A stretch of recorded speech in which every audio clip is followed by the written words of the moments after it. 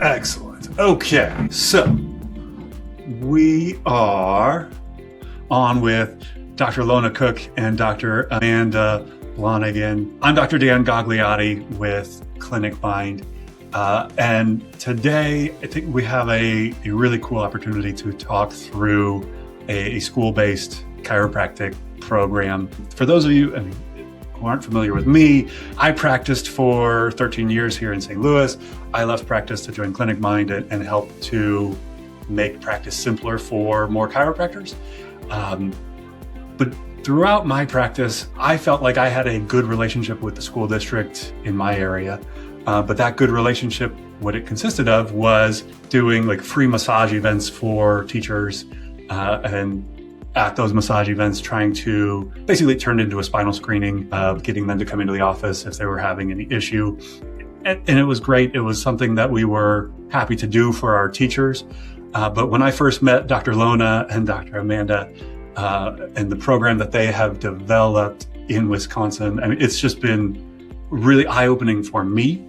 And my goal in this discussion is to really expand the mind of chiropractors to what is possible, because these guys have really blew my mind. So Dr. Lona, can you kind of just walk through the program itself and the evolution and development of your school-based chiropractic program? Yeah. Thanks for having us on, Dan. It's great to be here. And you guys, ClinicMind has been a huge part of us being able to scale and do the program and have the infrastructure on our tech end to do what we're doing. So we're very grateful for you. You also might have the most fun last name in chiropractic. It rolls off the tongue. Right. Okay. So probably now 2013, somewhere in there, I opened the first practice January 2010, our brick and mortar. And it was several years later, I was at a New Beginnings seminar in New Jersey, and maybe Dr. Tapper was there too, who knows. And one of the speakers from the stage had us go through this visualization. And in it, he said, what does the world function like when the average person knows what we know about health and well-being and innate and listening to your body and chiropractic? And so he said, to the point that instead of asking about vaccination records when we enter kindergarten, they're asking, has your child had a chiropractic checkup before they enter kindergarten? And that really blew my mind, because at the time I thought, I don't know that will happen. I was very limited in that. And the next sentence he said was if you can't see it, you're part of the problem. We sit here with small thinking, wanting people to have chiropractic, and yet we don't see it for ourselves, right? So I went back and ended up having a conversation with our superintendent that opened the door. And I just spoke very simply with, why not bring chiropractic in for the staff? And it just was right person, right timing. She passed me to the HR director, got through a bunch of meetings. And then, within a few months and a few meetings, we brought portable tables in and started doing chiropractic just like you would imagine in a clinic. So the teachers were still paying for it, that type of thing. But we brought it to them, right? And so after a year of it, that's the cool thing about chiropractic, is once you utilize it, you start to really get it. Generally, one of the right admins, she kind of saw the bigger picture on the wall, and she's like, why can't we do this with the students? And that really was the catalyst right there, as her being able to see that this was a benefit that could be great to bring not only the staff, but also the students, and how simple chiropractic really can be. It doesn't take long to step out of class, come down, get adjusted, go back to class. And it really breaks down one of those barriers that most people have for long-term chiropractic care, which is just the ability to get to appointments on a routine basis. So the time component. And so Dr. Amanda joined in 2018, took over. We really grew the program at that point. We were in only 2 schools and seeing staff and then students in 2 schools. And when she came on, we went 3 schools, 4 schools, 5 schools, 6 schools, and just kept growing from there. So that's really where we began. I love that. And so, Amanda, how many schools are you guys in now? And kind of walk through what a typical day looks like for you and for the chiropractors that are working with you. Yeah, absolutely. So we're in 16 locations now, serving from 4K all the way to our seniors in high school. So we're seeing them all the way through. And the evolution of that came from, we were starting in the elementary schools, and then parents demanded, like, hey, why is this stopping when my kid gets to middle school? And then same thing happened with high school. So, it really has just been divinely led of like, yep, as soon as we can serve more, we'll add more on. And through all of this, we have been the limiting factor of like, we do need more chiropractors. We do need more hands because the public is definitely ready for it. So a typical day is, because of our schedule, we make it to one school a week. We make it to each school once a week is what I meant to say. And so, we have a set schedule where the staff know we're there at that elementary school from 8 to 10. And we carry our portable tables. We use the Insight scanner and the posture screening. So they get their first exam right there at school. And then they get their first adjustment and they go through 12 weeks of care with us. And then we redo that exam to check progress. So there's some nuances of we're doing an ROF on the phone with parents, and we're using dub messaging to record videos, but we really have tried to run care as similar to the brick and mortar as possible, just taking it to the kids. And I think one of the best things about it is like the population that we truly are serving. We see a lot of the staff, which that is phenomenal in getting them access to like consistent care. But we are seeing a population of kids at school that are struggling with, and maybe a lot of labels or things stacked up against them that would make getting to the brick and mortar practice harder. So we've seen that these kids that now can have consistent care are having great changes in their academics and their life at school, which is awesome. That's so cool. And this is what I'm saying is like the power of the ripple effect starts to just be just really visible of like, okay, you start small and then the next kind of domino falls and the next domino falls and the next domino falls until you're really impacting the lives of families that desperately need care that would otherwise struggle to get it. Talk to me about this. So this isn't like purely community service, right? This is a business, right? You're collecting for care. Are you accepting insurance, or what is that kind of breakdown? Yep. So that was a huge part of this learning curve is when we started with the teachers, a lot of them were losing benefits and using HSA dollars. They do have higher deductible insurances that we can submit to. This is also where ClinicMind was super helpful, because even when we first began the practice, I called some of the biggest practices that I knew that were like just a step or two ahead of me in opening, and asked like, what's your EHR system? And they said Genesis at the time. And I said, okay, great. And they'll do your insurance. And they're like, yep. So we never ever had it in-house. And so as the school program evolved and we started going into the schools, we recognized that they already have like PT, OT, mental health services happening at the school. Sometimes it's housed by the school, meaning like the school actually employs that practitioner and then their business office bills for that service.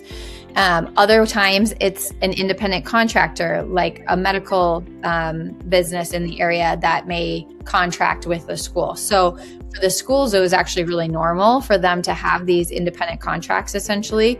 And then we just take the billing in-house, right? So for a certain portion of our kids, it is private pay. And there's a very large portion because of the population we work with that have Medicaid benefits. And in the state of Wisconsin, you have some chiropractic benefits there, and we try and work with that. You hit on something there that I think it's just generally accepted that a school is going to have, obviously like high schools are going to have an athletic trainer, and then most schools are going to have that OT or PT like as an option, especially for kids with special needs who need that like through elementary and middle school. But like, and that's just assumed to be there. And to your first point, Dr. Lona, it's like, wait a minute, why is it not also assumed that we would include chiropractic care as a resource for the people who need it the most and make chiropractic accessible to those folks? Yeah, I would love Amanda to chime in on this too. The first thing I'll just say is that I think, like all of us have experienced in our traditional setting practice too, you have a lot of education that still has to happen, right? People sometimes don't find us because what is going on with them, they have no clue how chiropractic actually can lead to like improved function and healing in different ways, because they're thinking, well, I don't have a disc issue, or I don't have a spine issue, right?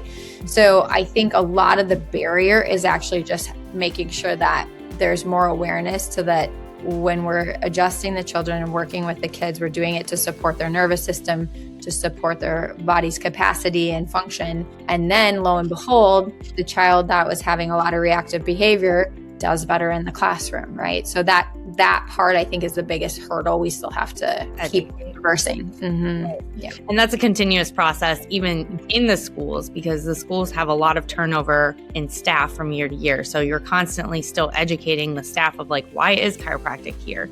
And it's kind of cool that Lona mentioned in the visualization that they were talking about kindergarten, because last night I was at a kindergarten registration, and of 30 kids, 8 to 10 signed up for chiropractic care for next year.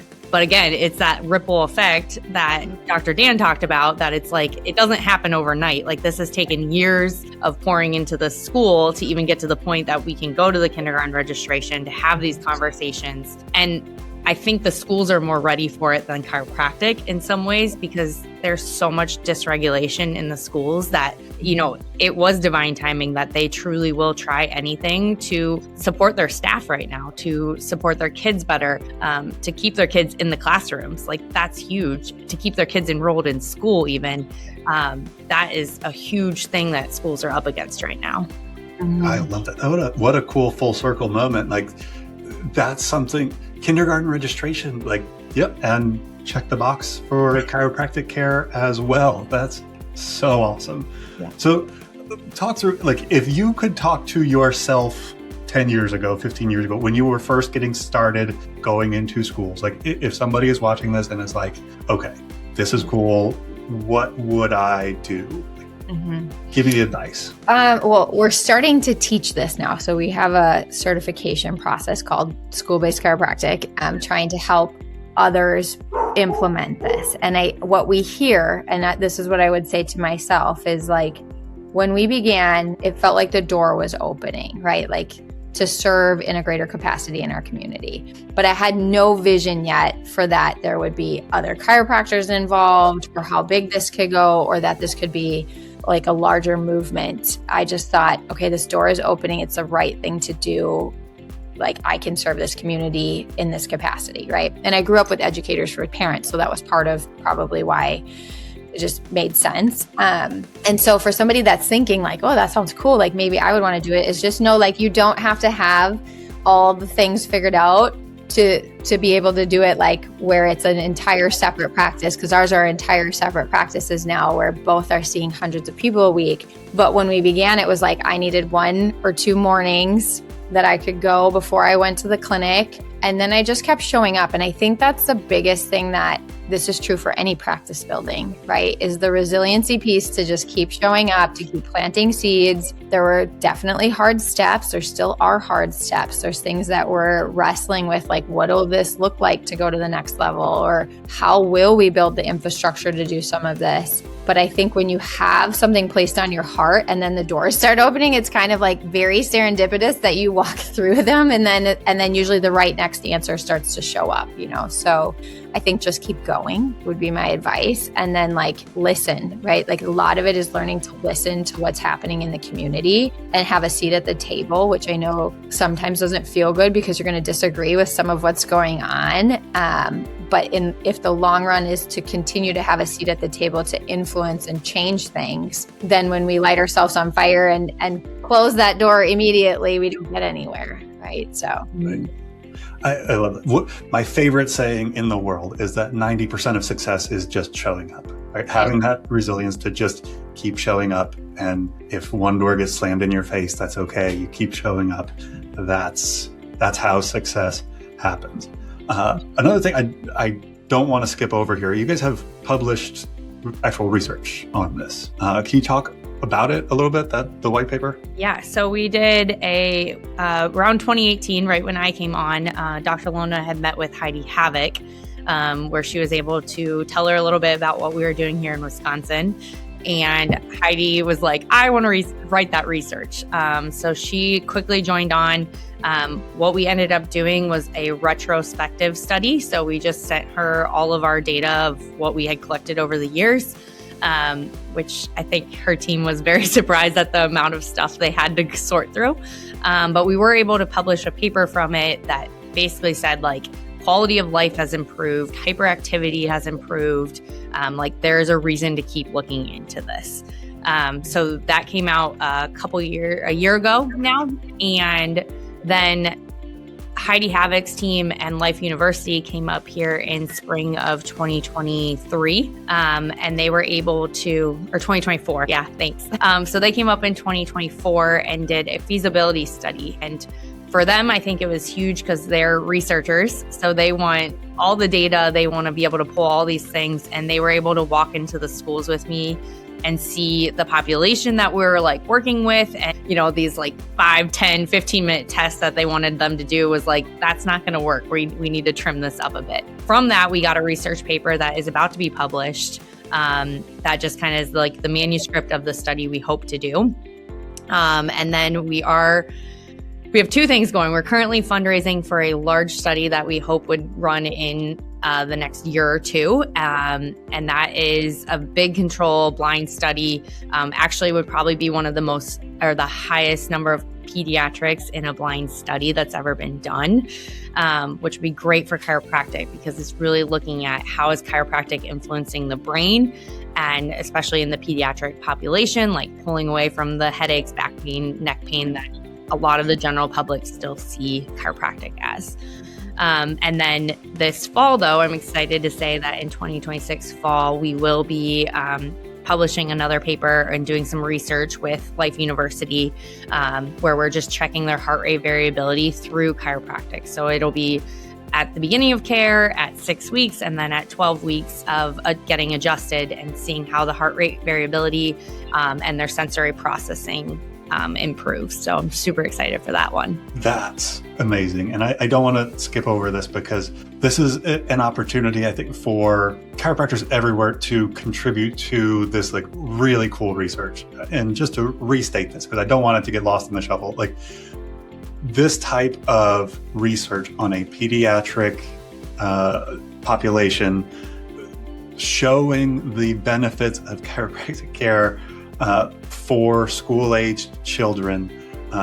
This is something that everybody can kind of participate in because not only are you, Dr. Lona, you have an extremely busy practice, and then Amanda, you guys have the school-based practice, but there's also this opportunity to contribute to a not-for-profit to demonstrate the benefit of this school-based program in every community. And that's where I just love you guys so much, where it's like, not only are you interested in helping yourself, but like, let's help the profession, let's help the kids throughout, like across the country, by documenting this adequately.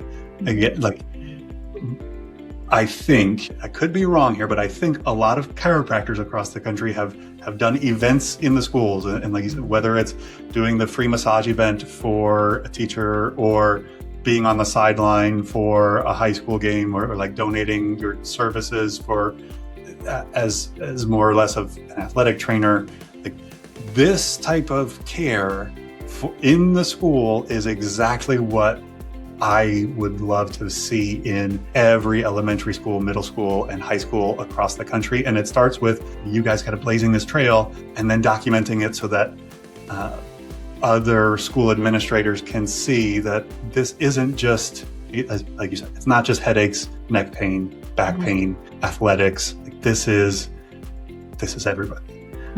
So if somebody is interested, if you can make a donation to this non-for-profit, how would they go about doing that? We will give you the link. We would love to take anyone's money. If you happen to have like a really wealthy connection, we got things we could do with it. That's for sure. Yeah. That is, yes, research takes money, right? Like For sure. If we want to get anything, we're very active. Like, apparently, I didn't know this because we're not researchers. So as we've like started to sink into this world a little bit, where we're getting to see into how these things get created. For instance, to do this larger scale study that we want to do, it's like, I think the proposal is like $360,000 or something like that. Which apparently, if we were to do it in like the traditional circles, non-chiropractic, that same study would be like $1 million. But like, chiropractors were always scrappy, and so like the research teams are too. And so that's what we're hoping to fundraise for. And we definitely have some possibilities of where that money may come from. But like the last time, if we have to go individual company and individual donor by donor, like I do think we'll get there. And like Amanda said, this opportunity with Life literally just got placed in our lap like 3 weeks ago. And so, you know, that's part of this too, is we underestimate what the power of just believing something is possible really does to just move the right chess pieces into alignment. And that's true for any of us listening. Like, whatever that belief you hold about your practice and how we can serve people and whether they're going to get it or stick with it, is like, we just have to trust that, like, you just keep putting one foot in front of the other and more people get attracted in, because I do believe that's true, as long as you believe it will happen. Love that. Amanda, did you have anything to add? No, it was beautiful. But I think, you know, we're doing our due diligence of collecting testimonials, and we have teachers saying like the impact this is truly having. But we want to help, you know, take down the red tape for other school districts. And one of that is looking at some of the like data to present to them of like what chiropractic truly is doing. And I think there's so many things chiropractic does that we can't even place into data and have words on. But if we can grasp even a fourth of that or a tenth of that to be able to showcase.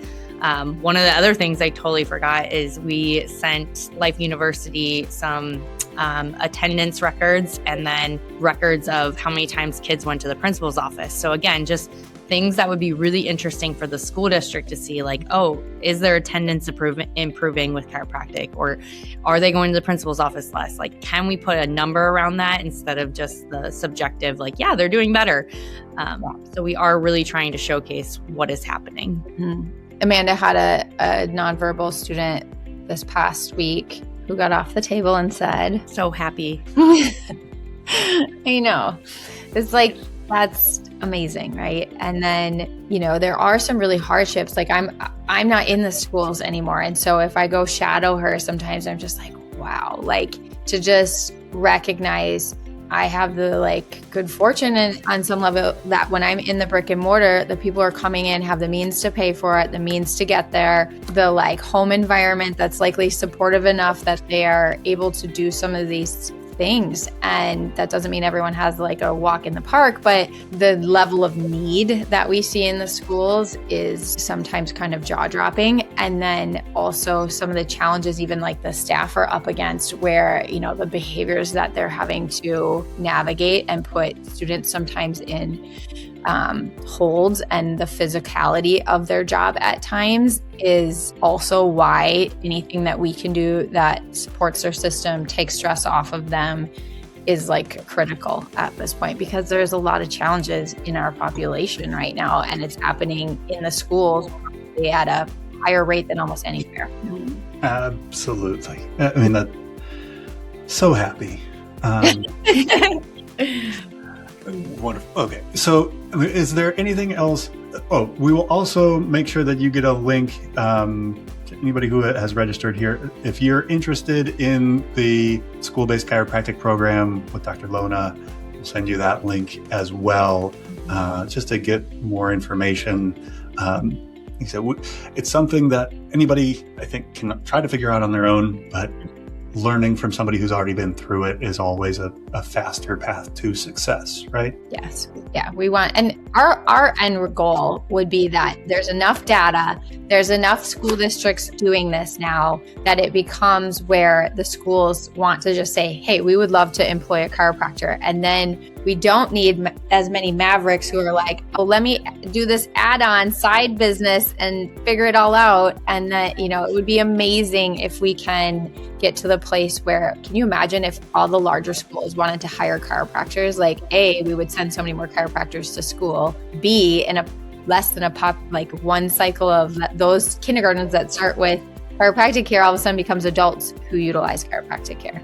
Right? It has major implications to what we see as normal healthcare, right? Mm-hmm. Wonderful.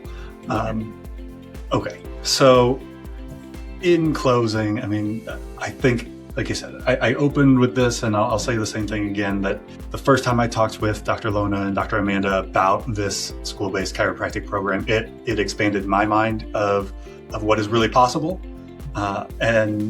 These types of discussions, it's just so necessary for the profession to start moving into the roles that are normal for PT, OT to be in. A chiropractor should be right there too, and that should be assumed. That shouldn't be a surprise. That shouldn't be a new thing, but unfortunately it is. So not only are we blazing that trail, but then leaving the trail behind you guys to make it easier for other people in the profession to follow you. And that's what I just love. So thank you guys so much for hopping on with me. We'll do it again really soon. That sounds great. Dan, thank you for all the support. Bye guys.